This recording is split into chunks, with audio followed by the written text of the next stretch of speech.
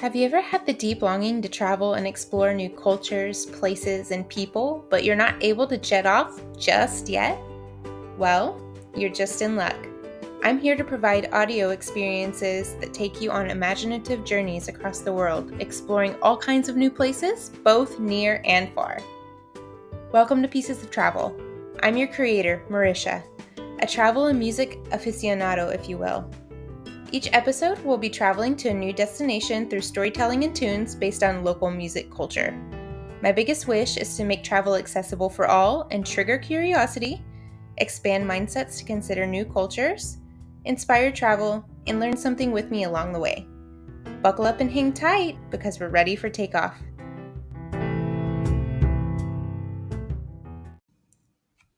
Howdy, y'all. Thanks for joining me today.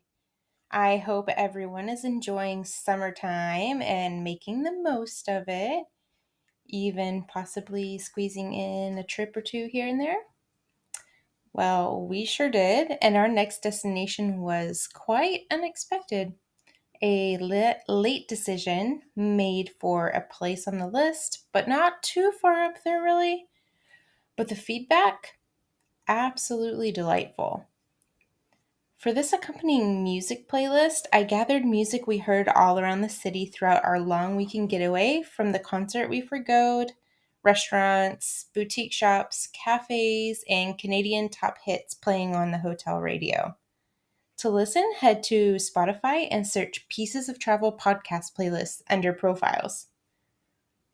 On another note, I've started a YouTube page and I'm so excited that all my content can be found in one space now. Like, so excited, guys. If YouTube is your jam, simply search at Pieces of Travel to find me. Please take a second to rate and subscribe to the podcast wherever you listen. It would really, really help me out. And if you need to figure out which platforms I'm hosted on, check out the website where all are listed. Now, I don't pay for my website because this isn't my job. So bear with me on this web address. But here we go. It's https:// pieces of travel podc.wixsite, wixsite.com/home. All right, thank you so much for your support, and it's time to enjoy a little weekend getaway.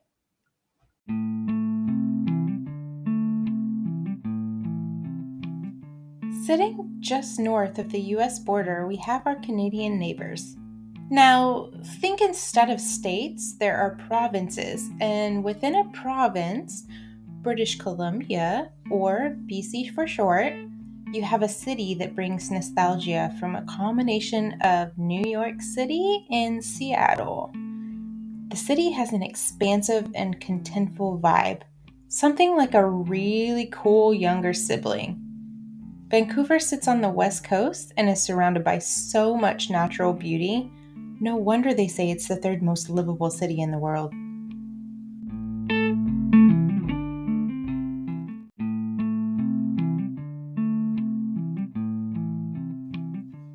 You decide to take advantage of a long holiday weekend and take a short 3-hour flight to one of the loveliest cities to date. Once you land at the international airport, and the only time you'll experience less than joyful Canadians, it's extremely easy to take the train into downtown Vancouver.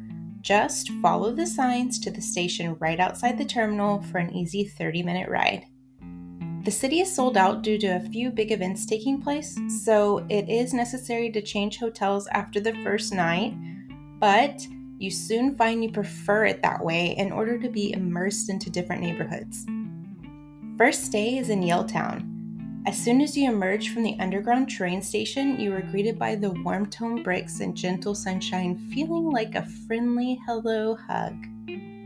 It's still early morning, so there isn't too much bustle on the streets yet. There's plenty of time to soak in the sunshine.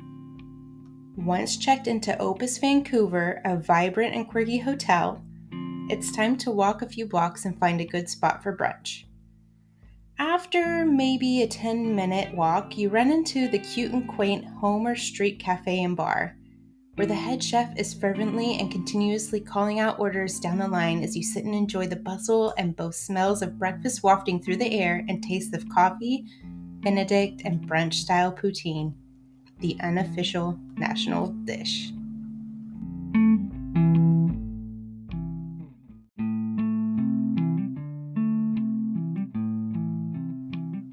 Now that you've fueled up, there's a few hours to spare. Since there are a limited number of days for this trip and the weather is unusually sunny for Vancouver, it's a situation that must be taken advantage of. So you make your way down to the closest pier to catch a ferry over to Granville Island Public Market. Sights from the ferry are breathtaking, and it's well worth the money spent, both for the short ride and view. Once on land again and walking into the market, it hits you just how huge this place must be. With only a few hours available, it's almost known before even beginning to pick one of the mini boutique stores to pop in that there will not be enough time to get through it all. It's a shame once you realize how cute and unique each store is, but you do your best to visit as many as possible and find a few things to bring home along the way. Before you know it, you are heading to a country concert with a couple artists playing before the main act, Luke Combs. At one point in the night, everyone turns on their phone flashlights and waves them through the air, speckles of light swaying around, filling the stadium. Who knew so many Canadians were country music fans? Seats have filled up the entire BC Place Stadium with over 50,000 seats. After singing your vocal cords out all night, it's time to head back and get a good night's rest.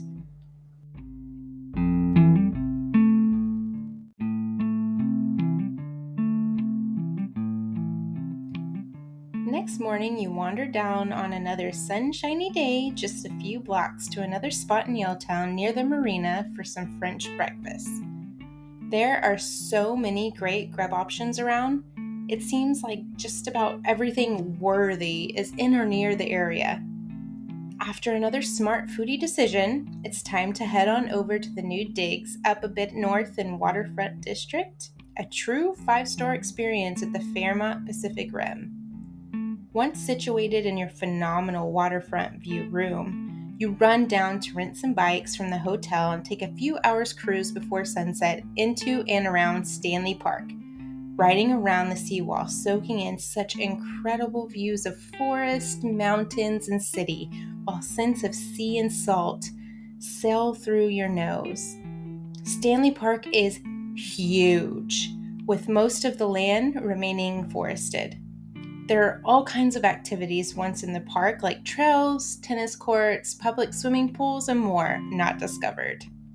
Riding a bike around the park will stir up a sweat and appetite in anyone, so a stop at Stanley Park Brewing is a must for some refreshing beer tasting and hearty bites. Feeling replenished and a second wind of energy coming up, it's time to finish the trail and head back.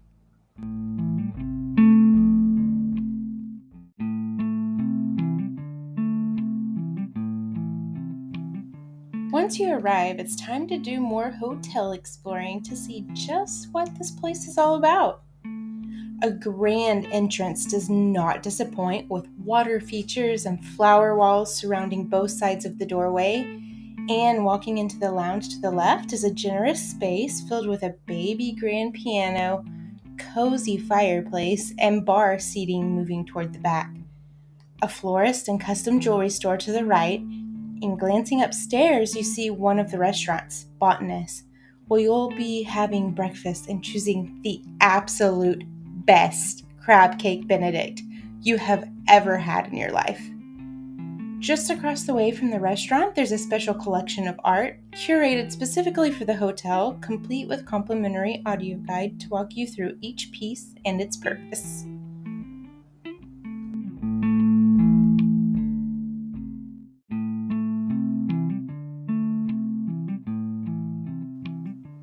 After winding down with a relaxing eucalyptus rainfall shower, it sounds lovely to just stay put. Order a little sweetness from in-room dining and pop a bottle of champagne while soaking in the view and sunset from the comfort of your room. Realizing this is the perfect time to sneak in a little self-reflection time, you do just so while indulging the waning cotton candy colors in the sky.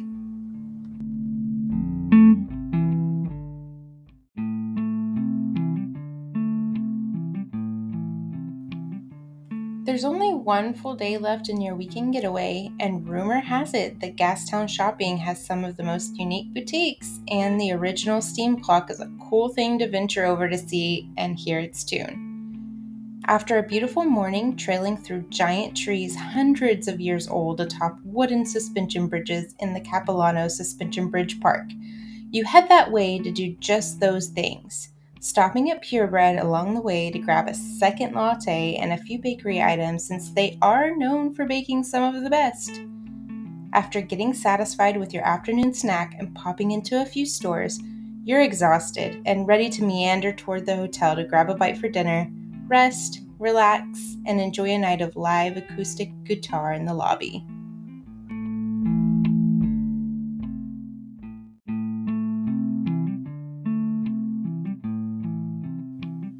Waking up from a solid night's rest, unfortunately, your time here is coming to an end. It's time to pack up, have one last lavish breakfast, and head towards the airport and say goodbye to this new enchanting land that's taken a piece of your heart. The only thing that's missing from this visit was venturing outside the downtown area to experience even more beauty that this wonderful piece of the world has to offer. I guess it's until next time, Vancouver.